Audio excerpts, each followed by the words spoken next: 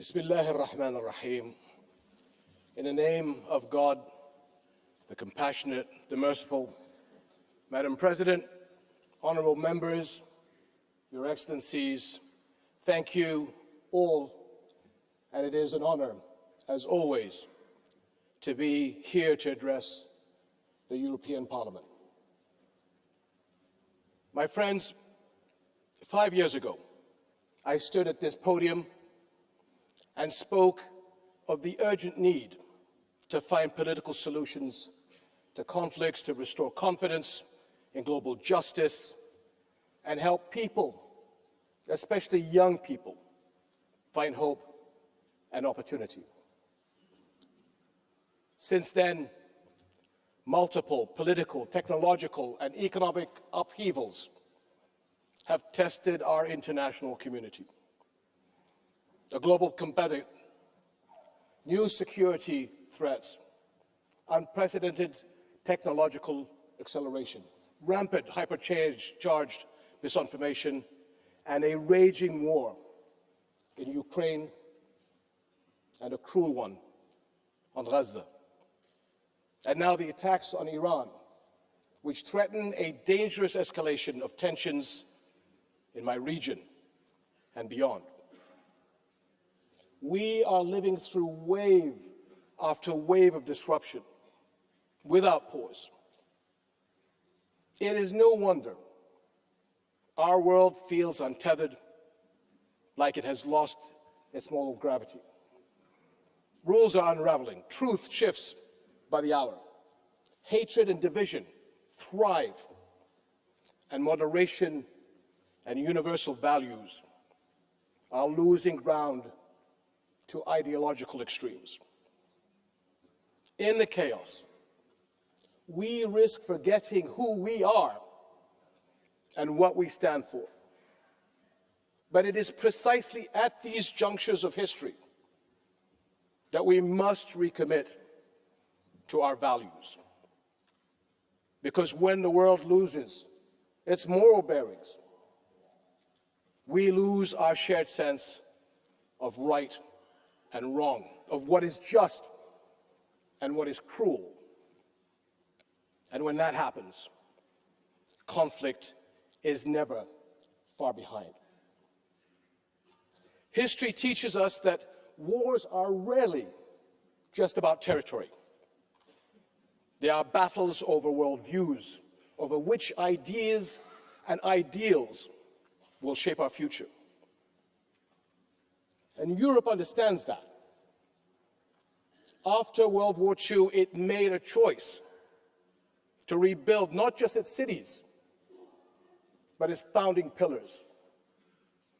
The people of Europe were determined to leave the past in the past and build a new era of peace. They chose human dignity over domination, values over vengeance, law over might, cooperation over conflict. In the wake of war, Europe realized that real security does not lie in the strength of armies, but in the strength of shared values. And that peace imposed by force or fear would never last. Equally, you chose to recognize that what you had in common was far greater than what set you apart. Today, so must our global community. We know that disputes and differences are a human reality, that the challenges we face will only get more complex, and that disruptions are the hallmark of our age. But it's how we handle them and the values we anchor ourselves to that count. Throughout Arab and European history, respect, responsibility, goodwill, and good faith have guided collaborations that led to our mutual good. And they can guide our response to today's challenges as well.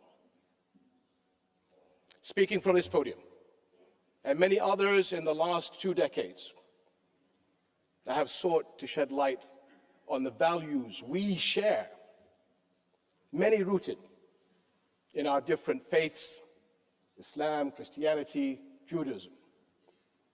The values of compassion, justice, and equality, the moral teachings passed to us over generations that call on us to love our neighbors, to protect children and the innocent, to aid the poor and injured, to care for God's earth, and more. In Jordan, our firm belief in these common values, grounded in our history and heritage, drives our national principles of tolerance and mutual respect. And we are proud to be home to the baptism site of Jesus Christ, peace be upon him, at Bethany beyond the Jordan. Our Muslim country is home to a historic Christian community, and all our citizens share in building our nation. The same call to goodwill lies behind the Hashemite custodianship of Muslim and Christian holy sites in Jerusalem.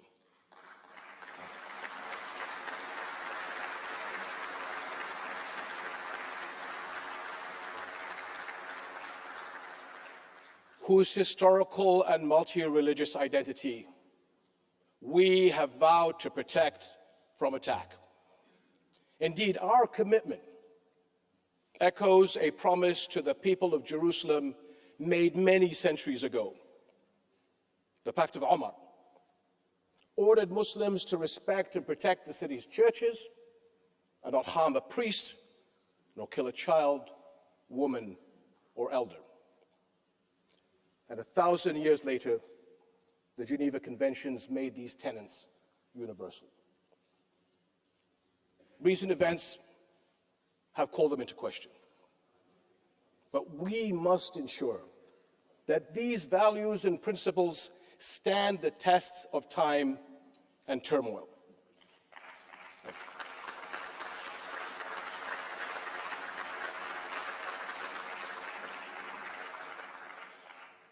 My friends, when I was last in this hall, I shared my conviction that there is always a better version of us around every corner.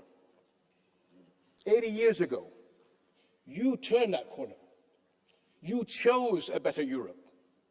And for the longest time, the choices you made helped shape a more stable, principled world. Today, that world is in moral decline. A shameful version of our humanity is unfolding before our eyes in real time, and our global values are unraveling at a shocking pace with devastating consequences. Nowhere is that clearer than in Gaza.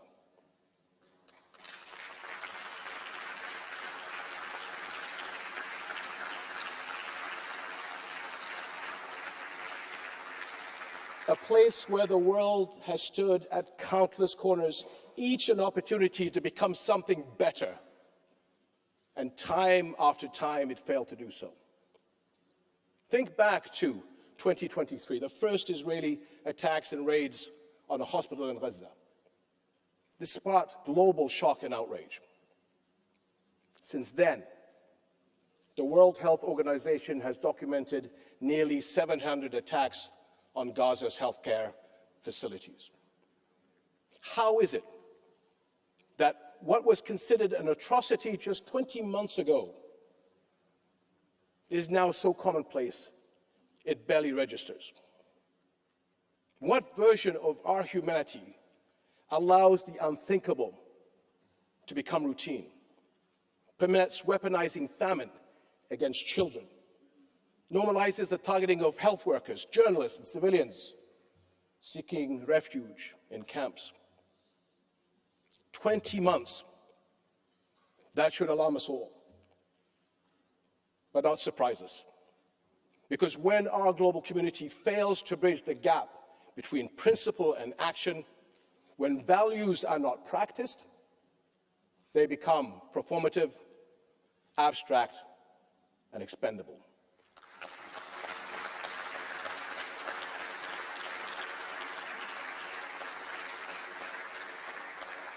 We are at another defining crossroad in our history, one that demands a choice: power or principle, the rule of law or the rule of force, decline or renewal, because that is what's at stake for everyone.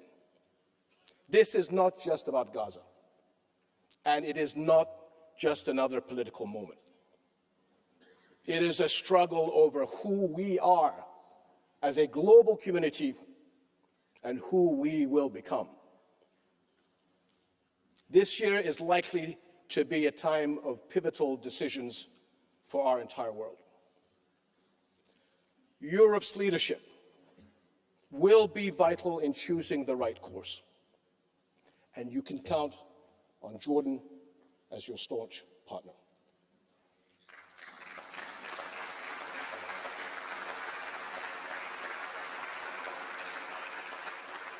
There are two essential areas for action.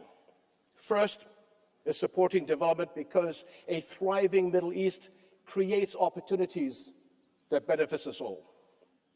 But as we have seen time and again, that reality cuts both ways. When hope is diminished, the consequences ripple across borders.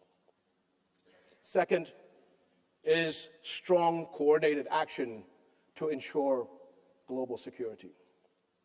Our mutual security won't be assured until our global community acts not only to end the 3-year war in Ukraine, but also the world's longest and most destructive flashpoint, the 8-decade-long Palestinian-Israeli conflict.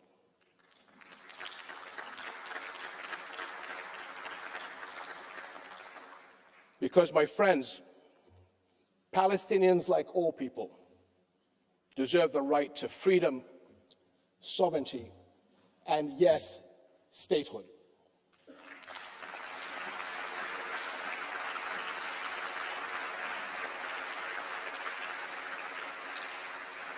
What is happening in Gaza today defies international law, moral standards, and our common values.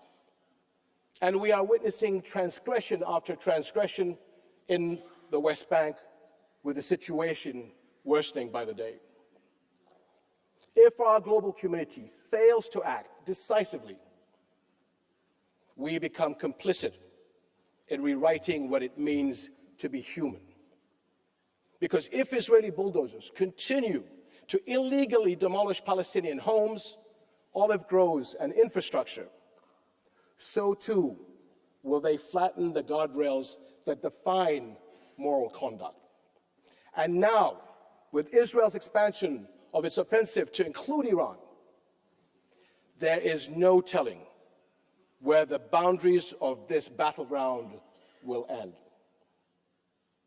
And that, my friends, is a threat to people everywhere.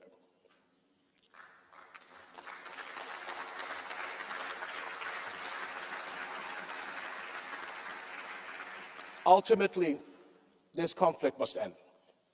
And the only viable solution is one grounded in a just peace, international law, and mutual recognition. And my friends, the path to our better selves cannot be paved by technological advancements, scientific breakthroughs, or political triumphs alone. It is forged by the choices we make each day as individuals and as leaders. The path to peace has been walked before. It can be again, if we have the courage to choose it and the will to walk it together. Thank you.